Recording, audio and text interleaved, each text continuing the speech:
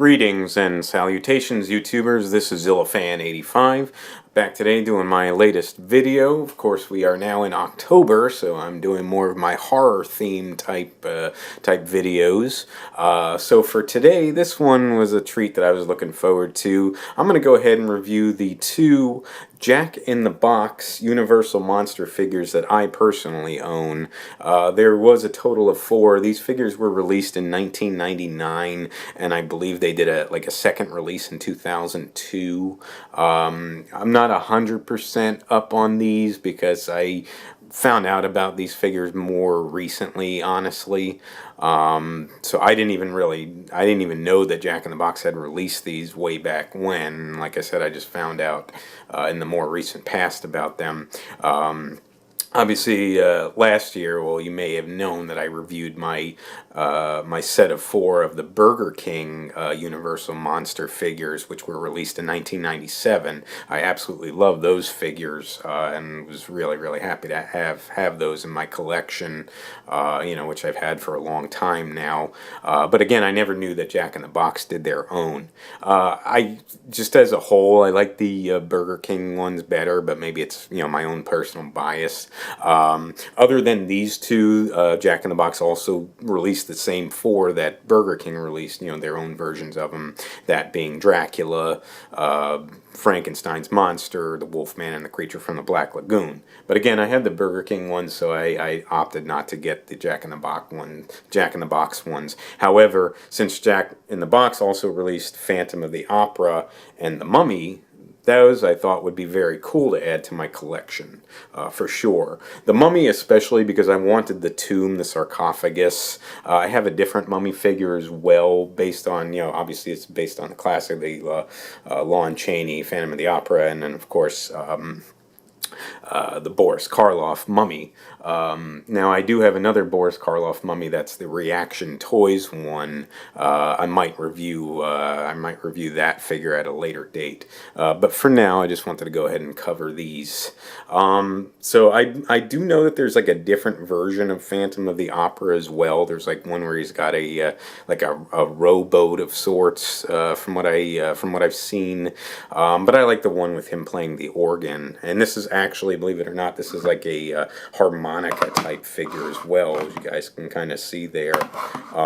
So I guess it can be used as a harmonica, which is a pretty cool little touch. But obviously, I just mainly want it for the display, especially for my horror setup and whatnot that I have.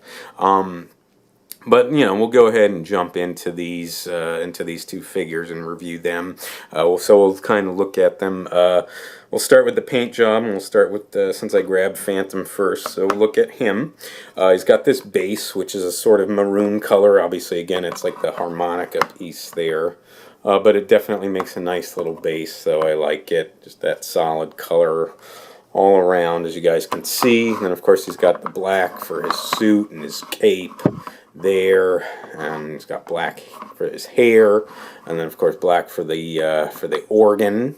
The keyboard itself is a white color, as you guys can sort of see that, as well as what's supposed to be the pages of the music book that he's reading off of and playing. So you guys can see that. Also got white for his mask, his signature Phantom mask. Very cool. White for his shirt as well. Of course, it's got that red tie on. So I think they really did capture the look pretty well of what you would expect from Phantom of the Opera. So it's definitely a cool little prop. That pretty much covers it for his paint, other than you got his skin tone, which is that sort of tannish color that he's got there. They sort of did in like a cream or tan, basically.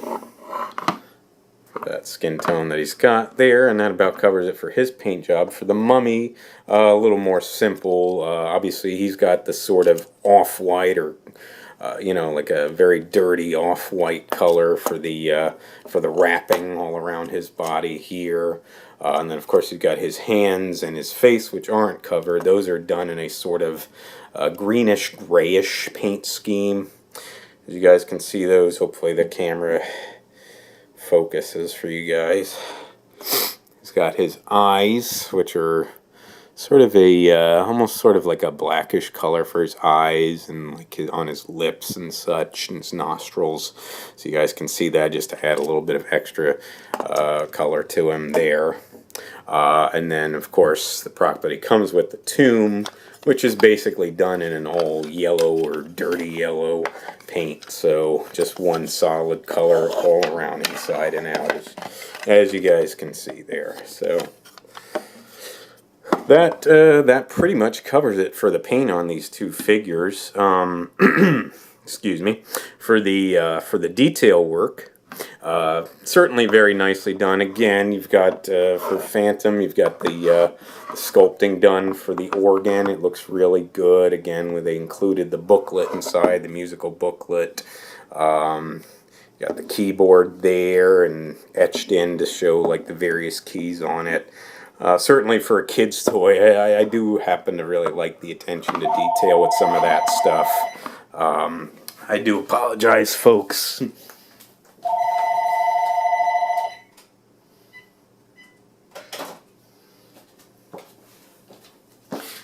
Sorry about that, folks.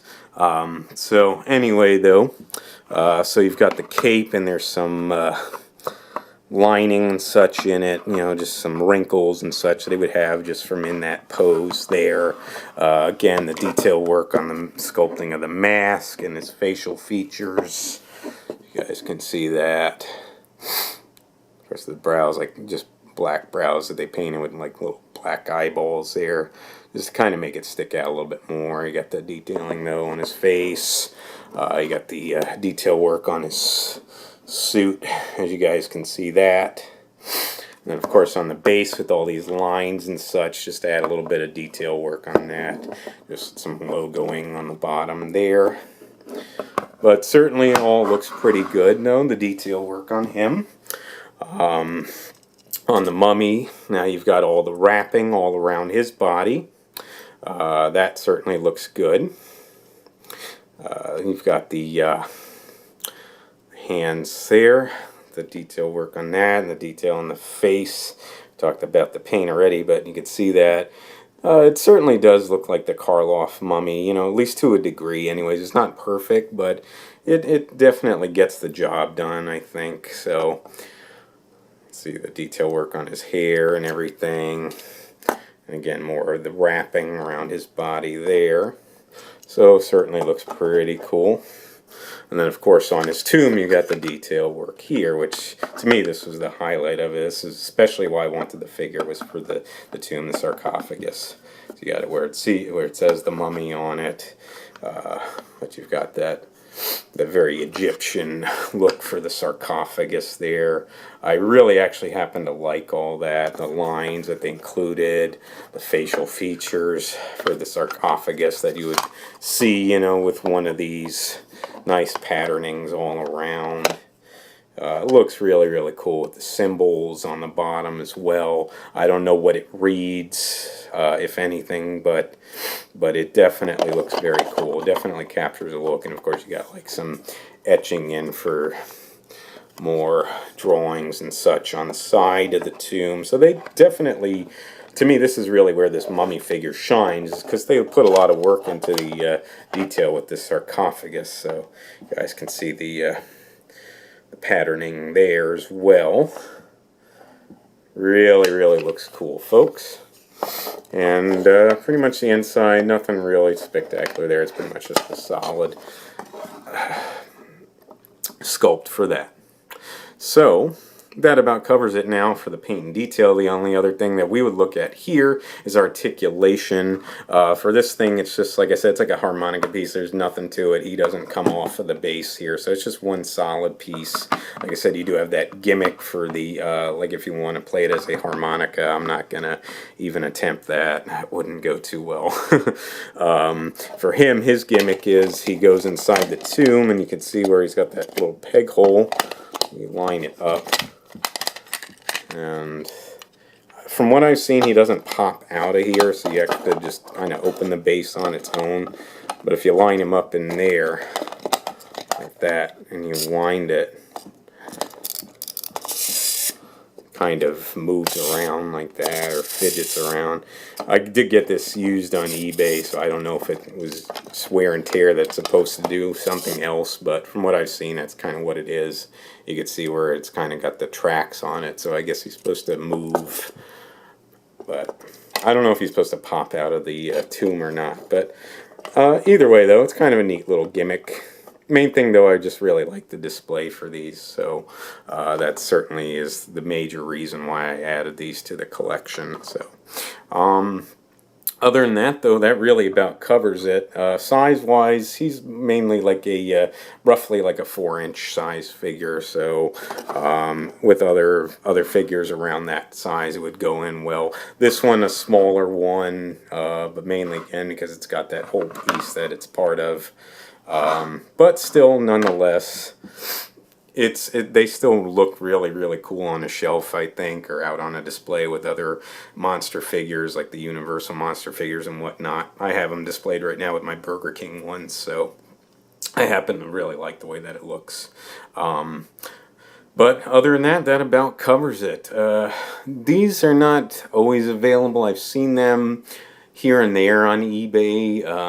More often than not, though, you'll find the whole set of 6 of these, which can be, I've seen them, I don't know, anywhere between $60 to $100 I've seen, just depending, because these are older figures, so they're not very common now, so that's why you're going to end up paying more. But if you get them separately, I did luck out to get these separately, you should be able to get each of them for under $20, you know, maybe even under $15, I would say.